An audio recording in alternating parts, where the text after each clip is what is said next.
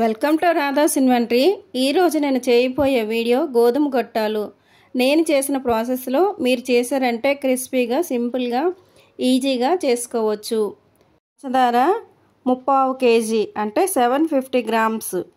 కొంచెం water add చేసి ఇలా కొంచెం కలుపుకొని, అలాగే 1/2 లీటర్ పాలు వేసి ఇలా మిక్స్ చేసుకొని, అలాగే 1/2 kg నెయ్యి వేసి పంచదార కరిగేటట్టు కలుపుకొని, గోధుమ నూక 1/2 kg అదే ఉప్మా రవ్వండి.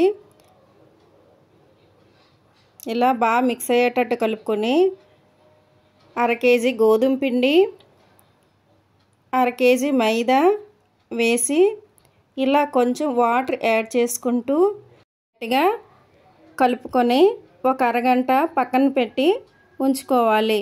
అరగంట తర్వాత గవ్వల పీటకు నూనె రాసుకొని ఇలా చిన్న చిన్న ముద్దలు తీసుకొని ఇలా చేతితో ఒత్తుకొని అన్నీ ఇలా చేసుకోవాలి.